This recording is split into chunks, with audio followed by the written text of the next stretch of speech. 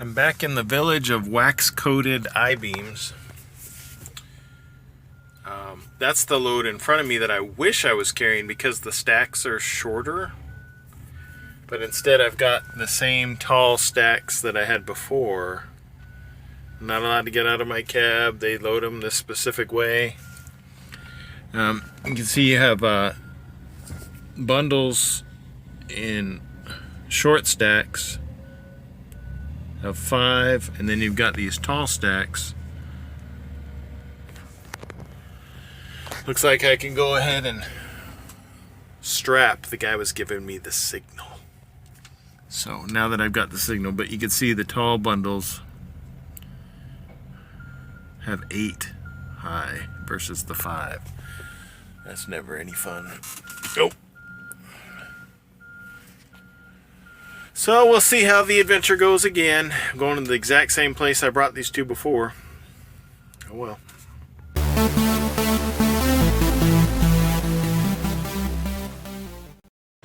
It is 8 o'clock Central Time, and I'm at a Pilot or a Flying J, same thing.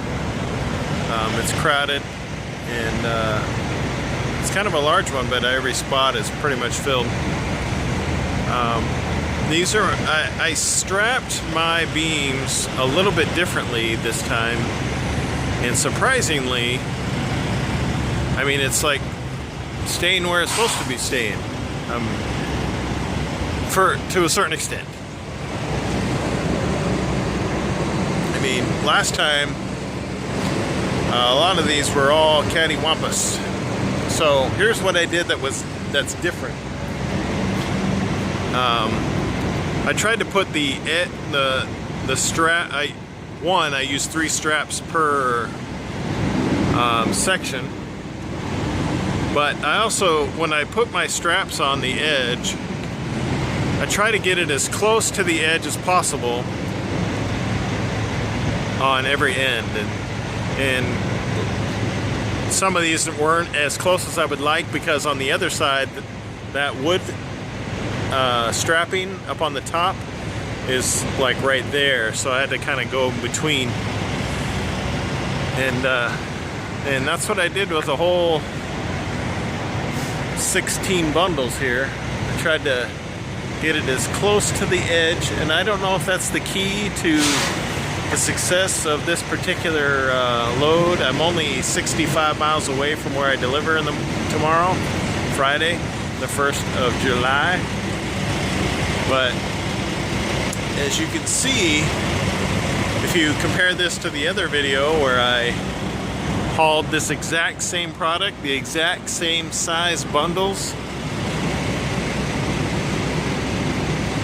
it was a mess. And it's not this time. There's some movement in there, but not a whole lot. They got these, I think, a little bit more snug on some of the ends, probably assisting in preventing it from doing a lot of movement. So I'm really pleased. I'm wondering if this is just a one-time thing.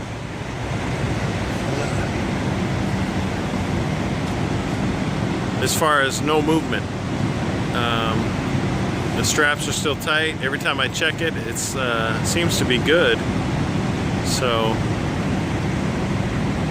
I'm just and as I drove, as I was looking in my mirrors, it seemed as though there was a little less stress. There was not a whole lot of movement, visible movement that I normally saw, which is always a scary thing. Anyway, yeah, I think I'm gonna go inside and use the facilities. Okay, this is a map of Ohio, and I was somewhere up here near Columbus, because that's where I delivered, and then I had to go to here, Huntington, West Virginia, just on the inside, to pick up this wax-coated I-beams. And as I was traveling, I came down 23 and then hit 35 here. And somewhere along here, I had, I saw this, what my GPS was telling me, what the Qualcomm navigation system was telling me, because I had both going at the same time, and confirmation with my map book that there is this road that goes like straight through. Otherwise, I was going to have to go over to this kind of longer route. And this is like a straight shot, but this is the Wayne National Forest. Let me just say, this is a very scenic drive. It took me probably half an hour longer to go this way, but I had time to kill because my appointment wasn't until 2 o'clock, and I've been to this location before, and they don't really like you showing up too early. So even with me taking my most direct route, I was still an hour early, and they loaded me probably within 20 minutes of my arrival, so I was happy.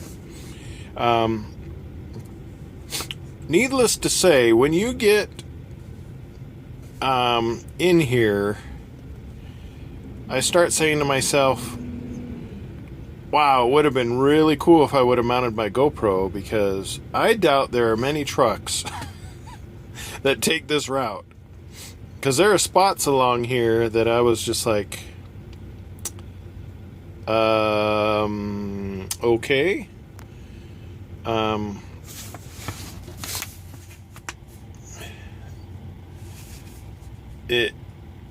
The road was wide enough. I mean, if a vehicle was coming in the opposite direction on the opposing lane, there was room. But every once in a while, you'd run into these turns that you were like,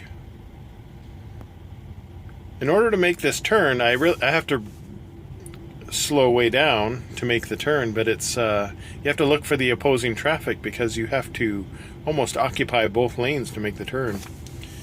So, and the only thing that made me feel even remotely comfortable with taking this is I was empty, so it made it really easy. If I was fully loaded, I would have been highly hesitant of going this particular route, because usually when you're going through, every experience I've had going through a national forest has always been very windy roads. They tend not to make a lot of straight roads in the national forest. They kind of meander. So, but I mean, it really cut down the miles I had to use, which was my goal. And it was compatible with my clock. So, I mean, it all worked out in the end. I was just very surprised. And when I was like, smack dab in the middle, right before I got onto, as I was getting onto 141, because you can't see, if you can I don't know if my camera will focus that close. It's probably got poor near vision like I do. There's some pretty big kinks in this road. It looks like just one, easy bend here, but I mean, there's some of these that just have horrendous curves in it. And you can stare at trucks that are trying to locate parking. Halfway through, I was like, man, this is pretty cool scenery, and it would have been awesome for a GoPro shot, but, I was committed. I couldn't stop. There was no locations to like say, hey, pull off the side of the road here and mount up the camera. No, there was none of that. It was either I was driving or I was broken down, and I wasn't planning on breaking down, so I just kept driving. What a day. It's I only did 478 miles today, but I couldn't really continue much further. There's not a whole lot of parking, because I get off the highway and I start taking backcountry roads.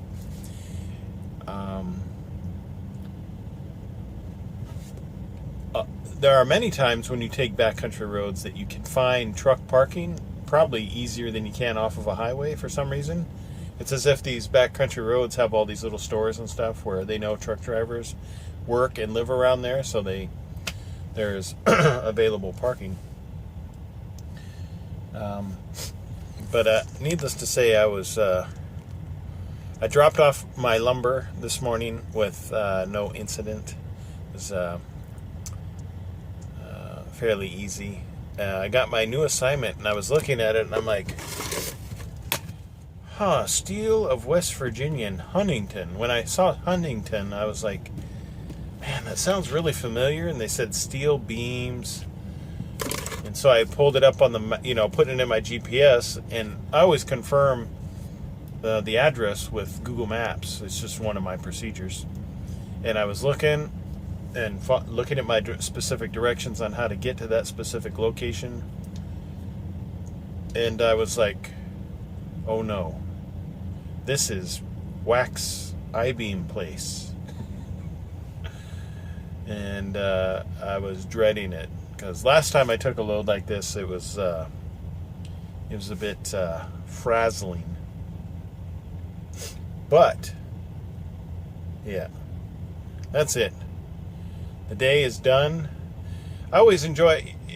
I'm getting kind of burned out on making these videos. Let me explain. Early on, I used to make them every day. But there are days where I'm driving and it's like, man, I really don't want to film anything. There's nothing new. I can't just keep regurgitating the same stuff. And then, like when I get done filming this, I'll hop in the back. I'll watch some Netflix while this is being edited on my computer. So it's not I organize my time so I can still take care of the videos, yet entertain myself. Because it would be dreadful to drive all day and then work after I'm done working on these videos. But it's, yeah. So I don't know. I mean, my plan is to still keep making them. It's just that it's kind of getting to me here. But I am taking vacation in July. I paid vacation my first time in my 1.5 year time with the company.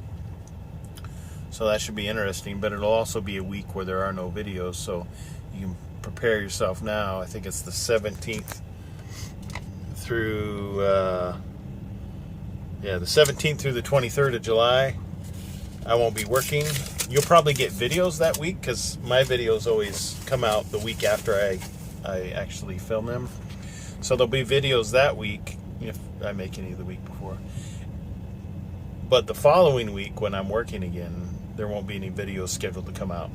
So I know there's people will be kind of disappointed about that, but that's just the way life is. It's full of disappointments. And then you make yourself happy by doing something good. So get off your butt, go do something to help somebody else. Yeah. Nothing else. I'm going to go eat, edit video, watch some Netflix. If you haven't seen Longmire, it's a pretty good series. Also, starting tomorrow, the 1st of July, if you haven't seen Marco Polo, the series on Netflix, you're missing out. It's a good series.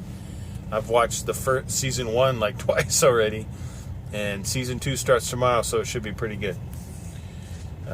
And in addition to that, I have a plethora of digitally downloaded movies on my computer that occupy my time. So downtime is not an issue for me. The issue is getting home. And my goal is, my hope is, my crossing my fingers is, when I drop this off like I did last time, I go to a place south, it's slightly north of where I'm at right now, pick up a coil that delivers in Granite City for a delivery on Tuesday, the 5th of July, because I'd hate to have to go to work on the 4th. But we'll see what happens. We will see what happens. That's what I'm hoping for. If it's a Granite City delivery on the 5th, then I will be set to start work on the 5th. So if you have any questions concerning this load, please put them in the comments below. I appreciate everybody's support. I am very surprised. I'm very surprised at how few negative comments I have received while doing these videos. I think I've only had to like terminate 1 or 2 comments because of their improprieties. But so I am very grateful to anybody that chooses to leave a comment on my videos, because so far they've been very supportive, clean, and constructive. So if people have constructive comments, I'm not going to delete those. I just delete the ones that are full of profanity and are vulgar. And like I said, I've only had to do that a couple times. So I appreciate that. So thank you.